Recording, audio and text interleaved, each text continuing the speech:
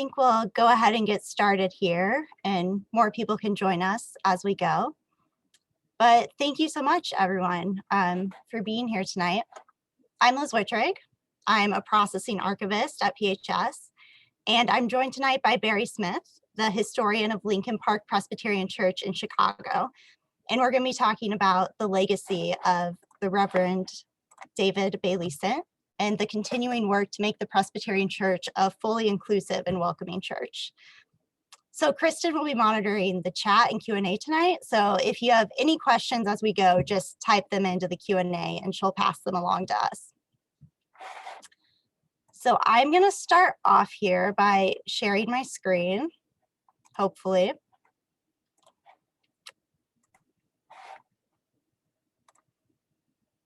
And just give a quick biographical overview of David Sindt. Barry and I will be talking more about David, both his personality and his accomplishments, but I just want to give everyone a little bit of context for our conversation tonight.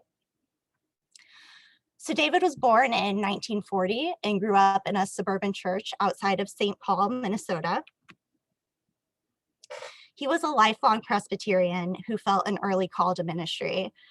David received his Master's of Divinity in 1966 from McCormick Theological Seminary in Chicago, and he was ordained by the Presbytery of St. Paul in 1965. In 1971, David attained a Master's of Social Work and began working for the Chicago Department of Children and Family Services. Also during that year, David began to identify as an openly gay man, and he became active in the Chicago Gay Alliance. So during this time, David was worshiping at Lincoln Park Presbyterian Church in Chicago. And in 1972, Lincoln Park called David to organize and lead a gay outreach ministry, which would put Lincoln Park in direct partnership with the local gay community, which at the time, this was a fairly radical ministry and was actually believed to be the first call ever issued to an openly gay man by a Presbyterian congregation. However, in order for this call to move forward and for this ministry to come to life, the church needed the approval of the presbytery. And this was denied.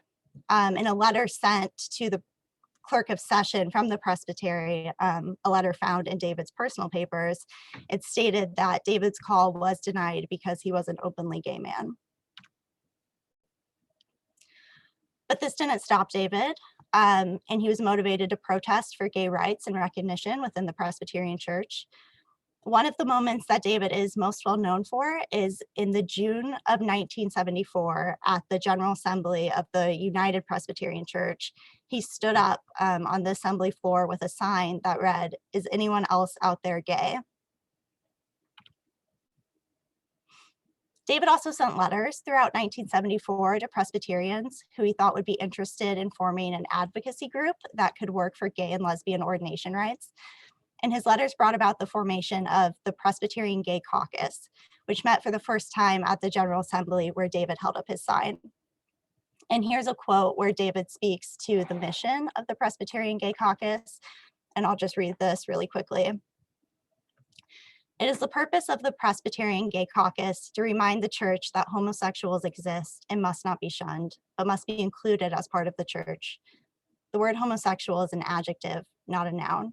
The church is composed of persons." So David spent the next 5 years as the national coordinator for the Presbyterian Gay Caucus, helping it to establish a network of LGBTQ individuals and allies throughout the church who could support one another.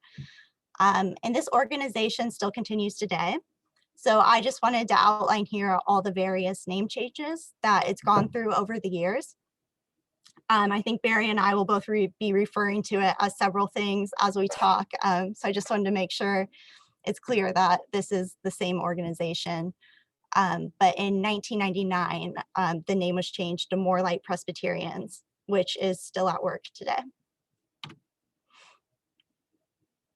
As for David, he spent the rest of his life working for LGBTQ rights through the Presbyterian Gay Caucus, community organizations in Chicago, and as an active member of Lincoln Park Church. In 1985, David was diagnosed with AIDS, and he passed away in 1986. His friends and family created 2 panels for the AIDS quilt in honor of David, and you can see one in this photo. And then here's the second panel. And this one recognizes his advocacy work, as well as his love of horticulture, specifically breeding iris variations, which was a huge part of David's life, and also honors his role as a brother and son and friend. So as I just mentioned, More Light Presbyterians is still at work, and this is a photo of More Light members at a General Assembly in 2018, wearing t-shirts that honor David and his courageous choice to hold up that sign at a General Assembly many decades before this one. And then in just the past couple of years, Barry Smith indexed the personal papers of David. It's a little over 3 boxes of materials, mostly created by David. They include his sermons, correspondence, so letters he wrote to friends and family, as well as letters to people within the church to organize and advocate for LGBTQ rights. And then also copies of the More Light newsletter. So it's a really rich collection. And Barry and his husband, John, brought the papers to PHS in 2019. So they are now available for researchers to use.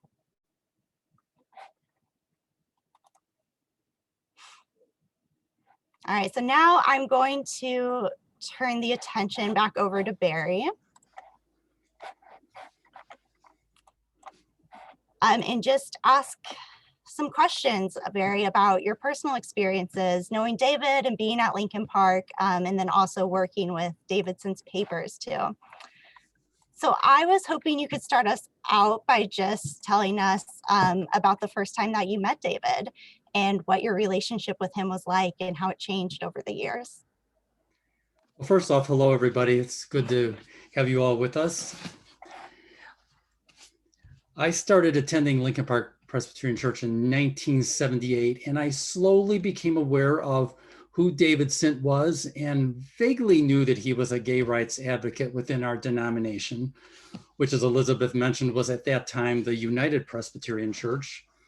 I didn't personally meet him until a Sunday in March 1979, when I had officially joined the church and was publicly received into membership. After worship, I found myself standing next to him at coffee hour. And after introducing ourselves, I suddenly noticed that he was wearing a small pink triangle on his collar. In case you don't know, the pink triangle was a symbol that gay men were forced to wear in concentration camps, Nazi concentration camps. And in our modern era, it has become a symbol of pride and affirmation. I was really shocked and literally immobilized that anyone would wear a pink triangle openly and at church. I was struggling with my own sexual orientation at that time, and I couldn't imagine myself ever wearing that publicly. I did eventually buy my own pink triangle to wear at the 1985 General Assembly, which was the last assembly that David attended, and I'm wearing it today in honor of David. In terms of our relationship, David and I were at first just casual acquaintances at church. It wasn't until about 1982 when I got involved in what was then called Presbyterians for Lesbian and Gay Concerns, which I will refer to as PLGC, so I don't have to say that long name each time. When I got involved with PLGC, we became more collegial because we were working together on a common cause together. And then later on, when he began having health problems in the year before his death, I was part of a team of people that visited him regularly. So Barry, I've been wanting to ask, do you remember first hearing that story of David holding up a sign at the 1974 General Assembly? And what do you remember, like, what others' responses were to that at the time? I don't remember when I first heard the sign story. It may not have been until I started attending PLGC meetings. It was a well-known story in the movement and to some extent at the church. I really, regret that I never asked David to share more details about it. like where and when at the assembly. Was anybody else with you? How long did you hold the sign? Did anyone say anything to you? Did you do it more than one day? Did you reach people who ended up being part of the Presbyterian Gay Caucus that you might not otherwise have reached?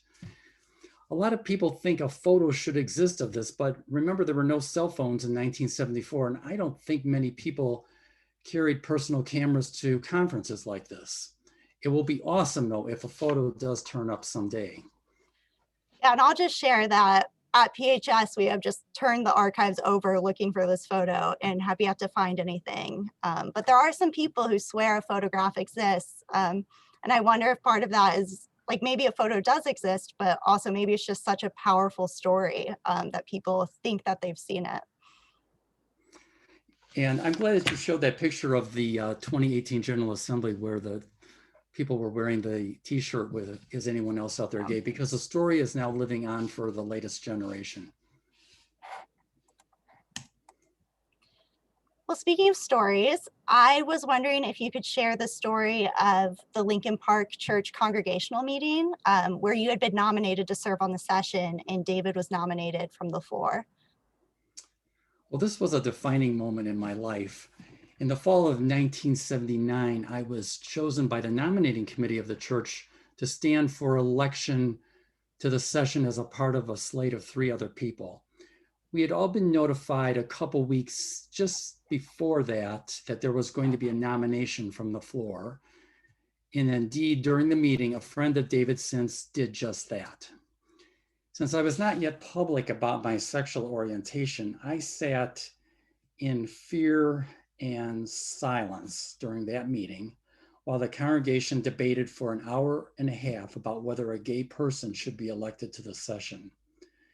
This was only 1 year after the 1978 General Assembly's definitive guidance, which banned LGBTQ ordination, and the stated clerk had ruled this was binding on congregations and presbyteries. So there was a lot of fear and worry in the congregation about what this would mean for the congregation or David or our pastor judicially. So the end result was that David, who was open and honest about being gay, was not elected. And I, remaining silent, was elected. It was a very uncomfortable position to know that I was part of a system that rewarded my complicit silence and punished his honesty. I was not anywhere near ready to be open about my life and decided that going forward, I was going to do the best job I could on the session and hopefully the issue would just fade away and I could figure out what to do later. But that did not happen. At that same congregational meeting, a motion had been passed asking the session to create a task force to study ways that we could change denominational policy so that David could serve in an ordained office. Thus, the session created a homosexual rights task force in 1980, and that task force gave a monthly report at every session meeting. I could not escape from the issue, could not hide from the issue. But what I witnessed over the next several years was a group of faithful people really trying to figure out how to change our denominational polity so that all who were called to leadership could serve. I saw a lot of support for LGBTQ people that I hadn't realized was there. So I eventually decided that I would not agree to a second term on the session without being open about who I was. And in fact, I did stand for a second term as an openly gay man. And the story is a long and complex one, which is beyond the scope of this presentation, but I'll give you a brief summary. I was elected to the second term with a 70% vote, but the presbytery would not allow my installation because they controlled the moderator. And the session filed charges against the presbytery. And after a year of judicial proceedings, which were not fun, we were advised to hold another election. And I was elected again, this time with an 85% vote. And now the congregation had a great interim pastor, the Reverend William Lovell, who had worked at the National Council of Churches, and he gladly installed me. Unbelievably, no one messed with us after that. And ever since then, LGBTQ people have been elected to the session as routinely as anyone else. I should also mention that we established a judicial fund to pay the legal costs, and we got donations from church members, of course. But after this was published in the PLGC newsletter, More Light Update, we got contributions from PLGC folks from across the country. And I credit David Sindt with putting Lincoln Park Church on the map within the More Light movement, because we ended up with enough contributions to pay all our legal costs and still had $1,000 left over, which we donated to PLGC to fund legal costs for anyone else that found themselves in the Presbyterian Church judicial system. Which many did over the years. Well, you touched on it a little bit just there, but I was hoping you could talk more about David's lasting impact on Lincoln Park, and also how David's death affected the church. Well, let me answer the last question first. His death from AIDS was not unexpected, as he had been visibly ailing for the last year of his life. He had shared in a Chicago PLGC meeting in September of 1985 that he was HIV positive. And there were no real treatments for AIDS during that era. And as you mentioned, he died in 1986 on December 3rd, at home in the presence of his wonderful parents and the Lincoln Park Church pastor at the time, the Reverend Jeffrey Doan, and our seminary intern, the Reverend Lisa Bove. David's memorial service at the church was packed with people from his family, the church, PLGC, various Iris societies of which he was a part, and colleagues from the Department of Children and Family Services where he was working. Several national PLGC leaders flew in from around the country. It was a really meaningful service.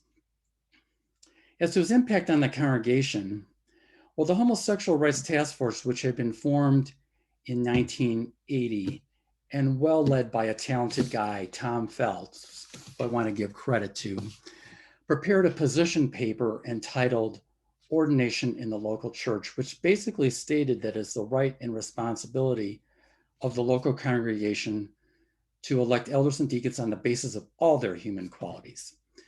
And this paper was unanimously adopted by the session and received overwhelmingly by the congregation as the church's official position. So in 1981, the session requested the Chicago Presbytery to approve an overture to the General Assembly, which would affirm the local church's right to elect its own officers, treating sexual orientation as only one of many factors to be considered. The sessions of 4 other churches joined us, and we thought our prospects might be good in the Presbytery. However, the Presbytery defeated the overture by a vote of 111 to 79. Now, long-term observers of the Presbytery said that was actually a victory because we had gotten 42% of the vote. But I was devastated, and so were a lot of other people who had worked really hard on this attempt.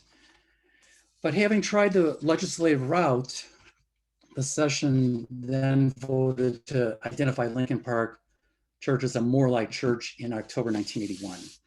We were the 17th More Light Church nationally, and David Sindt was thrilled that his home congregation had finally become a More Light Church, something he had advocated for 3 years.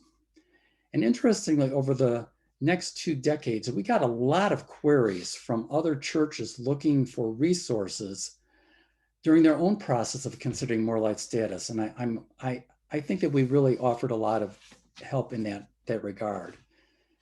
And in other ways that the congregation was impacted by David's life, well, we were very affected by our experience with AIDS with him. So we started a monthly meals program at a residence for people with AIDS that ran from 1988 to 2000. We were a church that would host memorial services for people that had died of AIDS, because in that era, that wasn't always easy for families to find churches that would do that. In 1990, we applied for and received a Jubilee grant from the Synod of Lincoln Trails to offer a series of AIDS education workshops. Our denomination had been horribly slow in developing any resources on AIDS. It got better. And there was the Presbyterian AIDS Network, which did a lot of work too. And the Reverend Jeffrey Doan, previously mentioned, our longtime pastor during that era, was a visible witness in the presbytery for advocacy and compassion for LGBTQ people. And I cannot underscore that enough. And after his retirement, the church called its first out queer pastor in 2013, the Reverend Beth Brown, who remains our pastor to this day. I should mention that after our failed overture attempt in 1981, we were part of a coalition of area churches which repeatedly brought More Light overtures to the presbytery over the next 3 decades. And the presbytery defeated every overture until 1993, when pro-More Light supporters began to outnumber opponents. I must also mention too the impact that David had on individuals in the congregation, people like me, who were able to live more fully into their true selves due to his life and witness. David was a catalyst, which is what prophets are.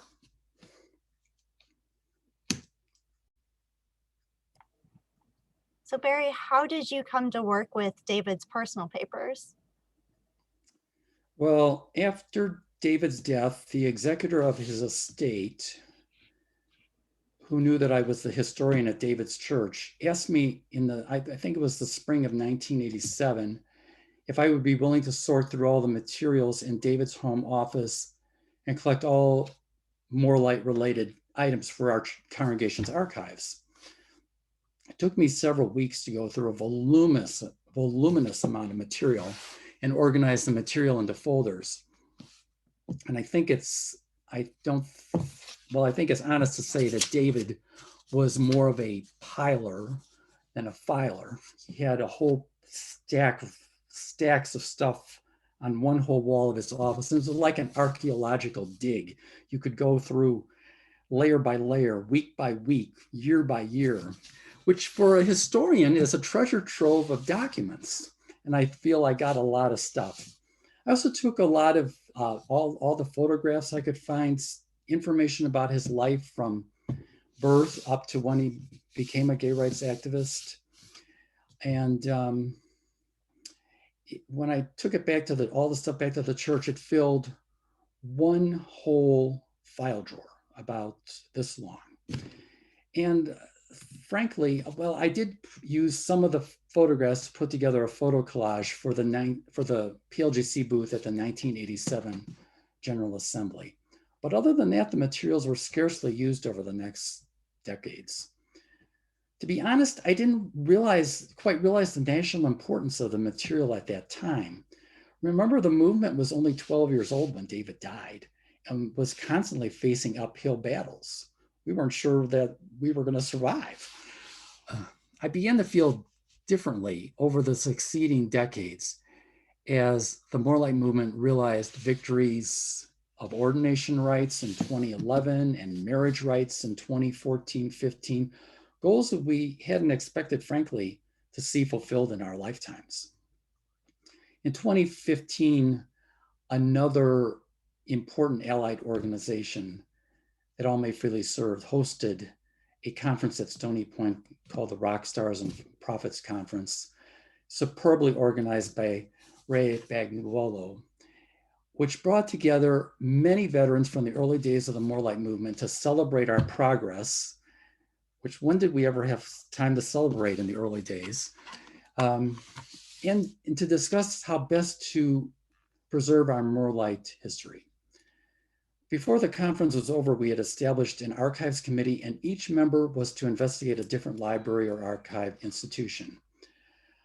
I researched the Presbyterian Historical Society, and in an extended email correspondence with the staff, I was increasingly impressed with this facility, your facility, the archiving procedures and expertise, and the means by which materials would be safeguarded and managed for the future. I also thought it would be good for the Presbyterian Church's official archives to have the documents detailing the start of our denomination's More Light movement. Well, as a result of all this research and my recommendation and that of our pastor, Beth Brown, the session of Lincoln Park Church voted in May 2016 to move the David Sindt Papers to the Presbyterian Historical Society, with the understanding that I would first index the papers for organizational clarity. And I wanted to add in a column in the index so that I could make comments on the various actions and activities revealed in the David Sindt Papers, so it would help future researchers have a clear context for what was going on at that time. And after starting this process, I realized almost immediately that many of the actions of David in the early More Light movement would be enhanced and clarified by including the records from PLGC Chicago, TAMP Chicago, most of which I was able to obtain, and copies of relevant materials from the Lincoln Park Church archives themselves. So all these additional materials were merged into the materials that originated from David Sindt. And some of these materials, admittedly, reflect work after his death up to about 2015. But this was reflecting the work that went forward, propelled in part by his original vision and legacy, and eventually reaching goals that he never lived to see fulfilled. So the index was completed in September 2015. As you mentioned, my husband and I delivered the materials to you personally at the Historical Society in October 2019. I have to say that getting a tour of the Presbyterian Historical Society and meeting many of the staff was a rich and meaningful experience for me. When I was there, I just felt really good about the decisions to bring the David Sindt Papers there, and that they were now at home among all the history of the church that David had served so faithfully. I know it was meaningful for me to be able to work with you as well. And I think we're all just so glad that these papers are now at PHS and can be accessed by researchers. So since you worked so much with the papers, going through and indexing them, what was something interesting or surprising that you came across while you were working? Well, there were a lot of things, but I'd say maybe two things stand out for me. The first was how the Presbyterian Gay Caucus came into existence. We know about the sign of General Assembly. You mentioned that he wrote letters from February to May 1974 to various people about starting a gay caucus, and he proposed that people meet at General Assembly and just do outreach and get to know each other. And I believe about 20 to 25 people were actually able to meet that first year at General Assembly, and a lot of organizational ideas were discussed and some put into action. And David's letters continued after GA, and by the end of the year, it was decided, well, we'll just call these newsletters. They were numbered, and they eventually morphed into the long-running More Light update, which went on for decades. What I was surprised to learn, though, was that David had given the idea of starting a caucus a lot of thought prior to 1974. Remember, he had been called by Lincoln Park Church to be an assistant pastor in 1972, with an emphasis on LGBTQ ministry. And although that call was denied, he had mapped out some ideas for such a ministry. And then I also found some correspondence from the summer of 1973, which was almost a full year before General Assembly. And David had written that he was interested in hearing from others who would like to join together as Gay United Presbyterians to influence change in the denomination. So that was the first instance where I found that David specifically mentioned organizing groups of people. I also learned that David was influenced by his contact with an early advocacy organization based in San Francisco, known as the Council on Religion and the Homosexual. I had never heard of this organization before, but it was an early one formed in 1964. And at that time, in the 1973-74 era, they were encouraging religious LGBTQ people to form gay caucuses in every denomination. And David received a letter from this organization in December 1973, asking if he would be interested in coordinating the start of a united Presbyterian gay caucus. The letter also stated that the same request was being sent to a few other Presbyterians as well. And those other people were unfortunately not named. I'd love to know who those people were. Anyway, David replied to the letter saying, yes, he would be willing to coordinate such a caucus if no one else will do it.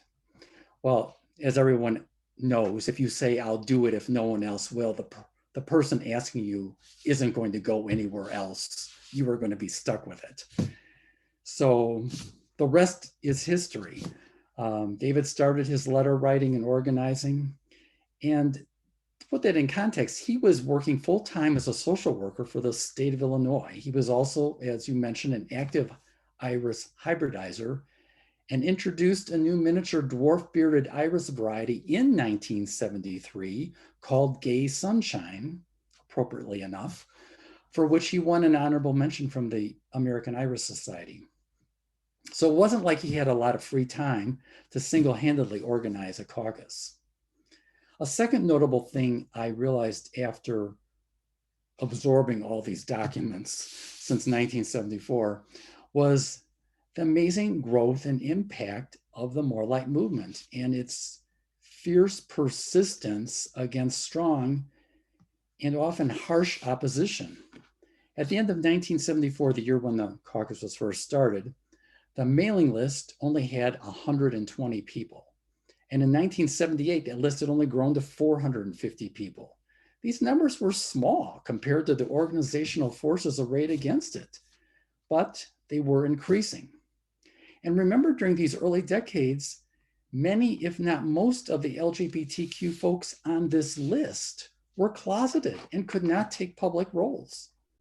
Even some heterosexual allies had to be very careful about their own public involvement. That's why the mailing list was kept strictly confidential. And in 1978, one church, West Park in New York City, made a statement and later became what we call the More Light Church. 10 years later, there were only 35 such churches. It was risky to make a More Light Church declaration saying that LGBTQ people were welcome to full membership and participation. But 35 churches was more than one.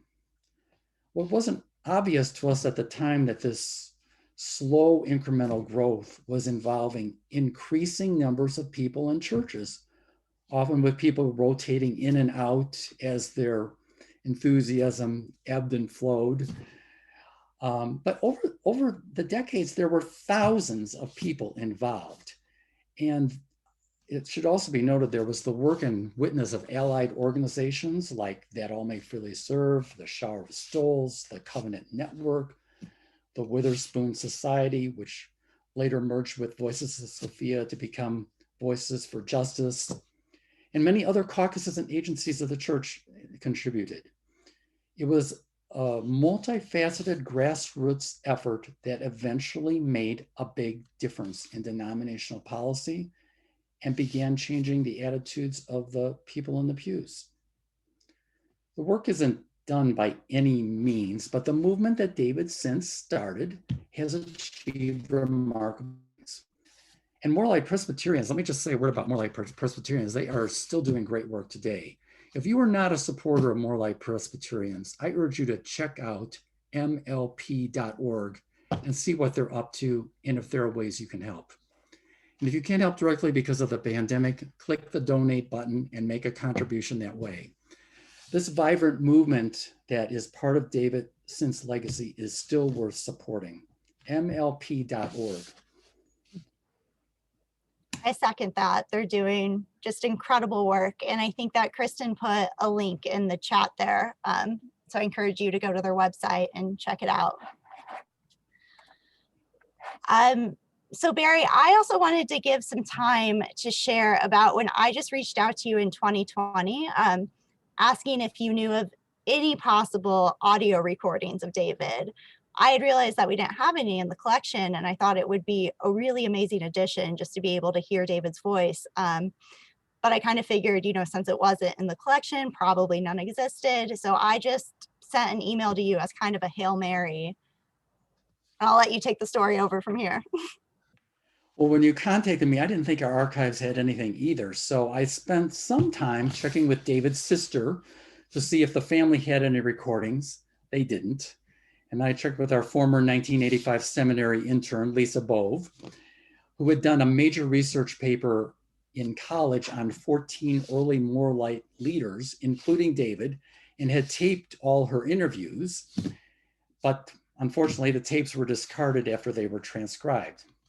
So then I remembered that our archives did have a drawer of old reel-to-reel tapes from the 1970s, mostly of worship services, but since we never had any way of playing those tapes, they were kind of forgotten in a drawer that's way up high in the archives.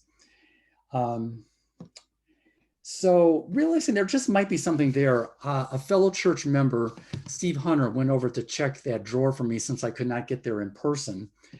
And amazingly, there was a tape of a service from September 24th, 1972, where David had preached about his call from the session to serve as an assistant pastor to develop a ministry with the Chicago's gay community.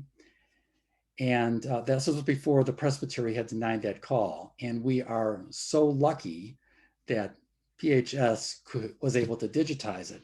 I'm not surprised after I saw that room that David took us to, where you had was like a graveyard of old recording devices, which, well, it's not a graveyard. These things are all functional, so you can digitize just about any old tape of anything. Anyway, this service is facilitated by the Reverend William Taylor, the pastor at the time, who also sings a little too close to the microphone, eerily off-key manner. But David does preach, and his sermon is titled Gaily Forward. And following the service, there was a question and answer period with the congregation. So it's really an interesting glimpse into an early era of our history, and it is so great to have a recording of David's voice. It may be the only one existing in the whole world. Well, I mean, this whole story is just like an archivist dream that I emailed you, and then you came back like saying there was this tape tucked away. And you also never know. I mean, when you get audio reels, you never know what condition they're going to be in, how they were stored. It can be so fragile. And so, you know, it was possible that it was going to break while we digitized it. But everything went smoothly and we digitized it. And I am actually going to share my screen again and play just a little clip of that video so everyone can hear it. And this video was, so the actual audio reel is the entire service at Lincoln Park. But this video was edited by one of our board members, Tim Hoagland, and it's a clip of David speaking.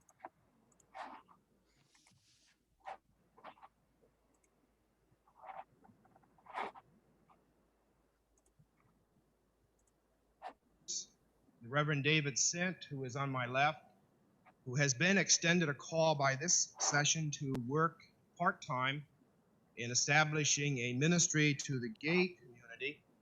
This call is now before the Presbytery of Chicago and under consideration by ministerial relations. And as soon as that is cleared by the Presbytery, then the program will begin in earnest. Since May or June, Dave has been assisting in worship. We've asked him to preach today in order that he might lay before us the implications and meanings of the church's ministry to the homosexual community.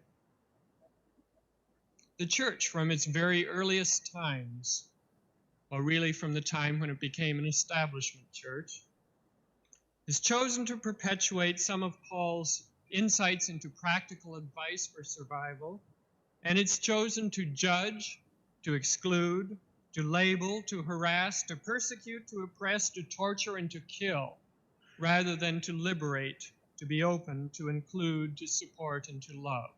Not to say that it never did the latter group of things, but far, far too often it did the former. Every author who writes today on gay issues, if he talks about the subject at all, regardless of his viewpoint, regardless whether he is pro or con, points to the church as a primary source, even the primary source of the condemnation of gay people, of homosexuals.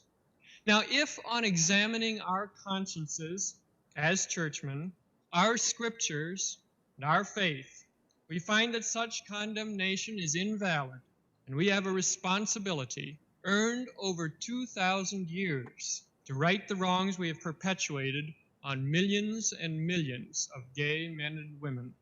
If we're going to have such a ministry, we cannot have it, however, in our tradition of help to the poor unfortunates. We can't do this because we don't know who gay people are. We have divided ourselves so completely that we do not know these people to whom we would minister. I'm going to skip ahead to the end here.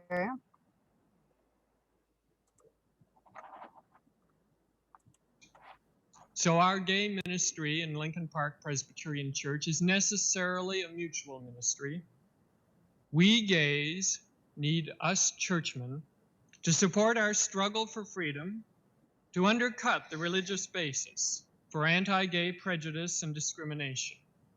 And we churchmen need us gays to show us how to free ourselves from our sexual and human bondage, to help us learn once again to be human, to be loving again, and free of our sexually stereotyped roles.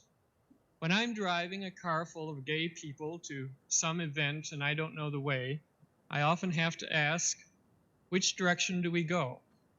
Sometimes the answer is straight ahead, to which the response invariably is not straight ahead, gaily forward, which is, I think, a very good direction to go. Amen.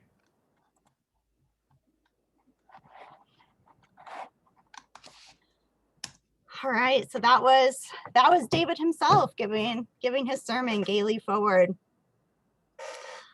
Barry, I just have one final question for you here. I was hoping you could speak a little bit to how researchers will benefit from having access to David Sindt's personal papers.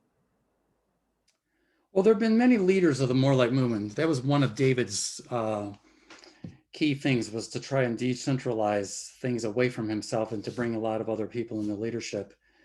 And some of those people have contributed their papers to the Presbyterian Historical Society and some to other archives.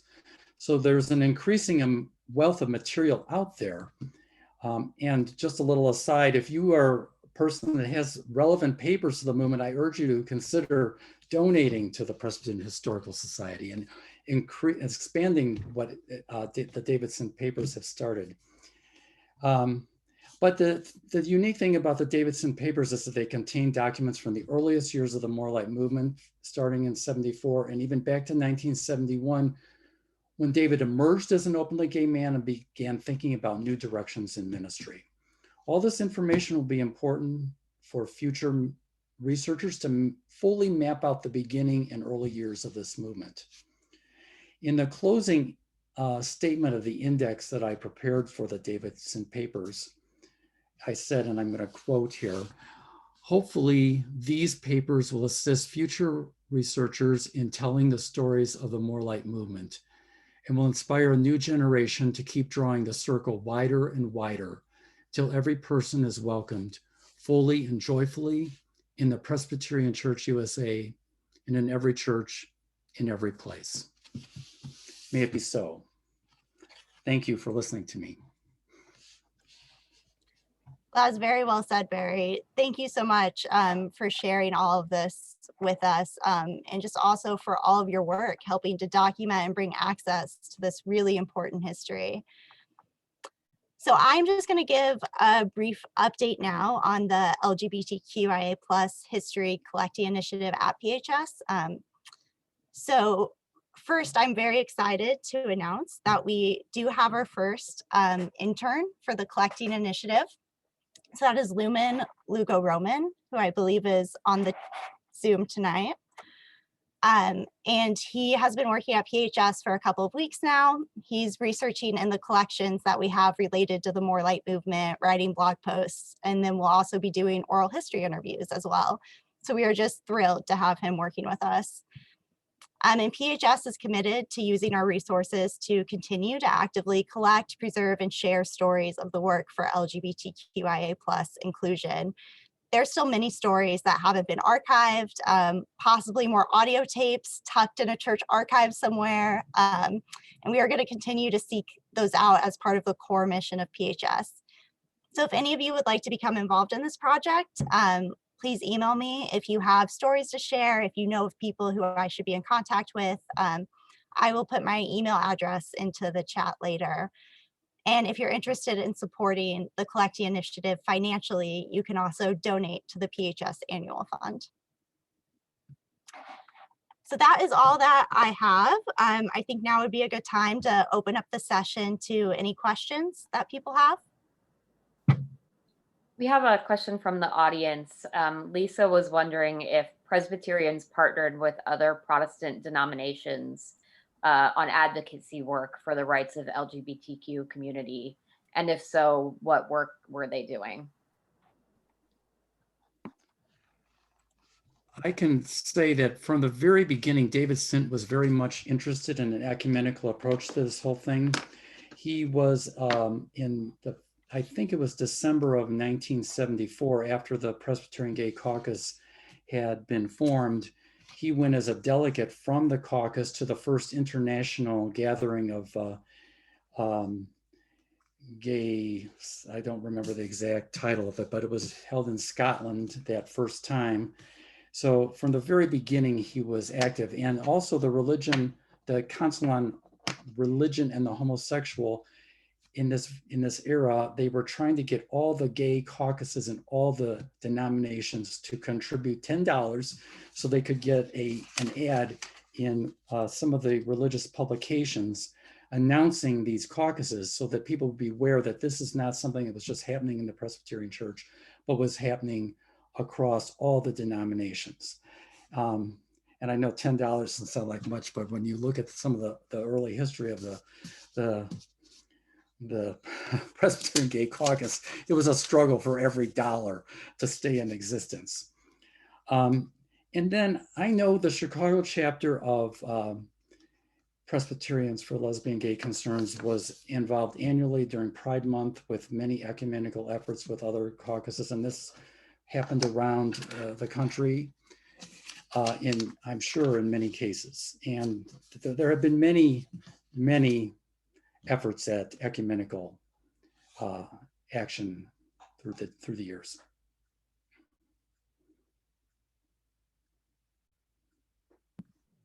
We have a question from William. Well, first he wanted to say thank you for this great presentation. He has one of many questions. What did David's involvement in the Chicago Gay Alliance consist of? I wasn't personally involved in the Chicago Gay Alliance. It was one of the early gay rights organizations in the city of Chicago, starting in the early 1970s. And like everything else in that era, it was about providing a safe place for people to meet and to talk about issues of concern, and often getting a group of people to march in the pride parades every year, publishing brochures and pamphlets that would help people. That's about all I can really say on it. And we have a couple of images from the Chicago Gay Alliance and Pearl, don't we, Liz? I might be misremembering, but I remember seeing a couple of photographs from some parades. I'm not sure about that. I'll definitely have to double check.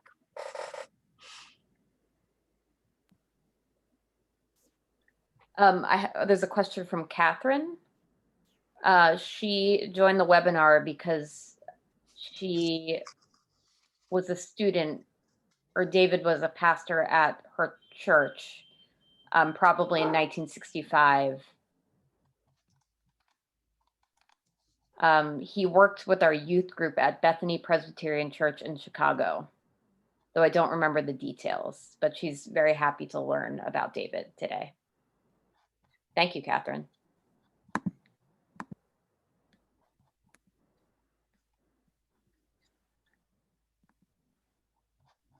Was that a question or just a comment? Just a comment. Okay, all right. Yeah, David did have some seminary intern stuff, and there are those records are in the papers. I can't remember off the top of my head. I know he did do a summer internship, and I believe in Pennsylvania somewhere, but I don't know about Bethany Presbyterian. It's possible.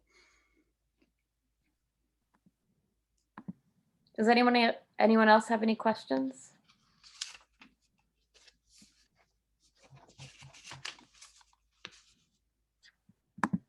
If not, I just want to let everyone know that we'll be sharing some links and the recording of this session after we record and after we finish up. So please keep your eyes peeled for an email in your inbox with some more information. And if you have any questions, please feel free to reach out to us. We'd be happy to try and get an answer as best we can. If that's it, I just want to let everyone know that, that our next PHS Live session is going to be on the 29th of April. It will be with John Webster, who will be talking about writing congregation histories. So maybe that's something that Barry could also help us with. But yeah, thank you so much, Barry, for joining us today and sharing about David's life and your work. We're just thrilled that you could join and that you've done such amazing work getting us these papers. So thank you, Barry, and thank you everyone for joining us. We hope you'll join us at our next PHS Live session. Take care, everyone. Thanks, everyone. Bye-bye.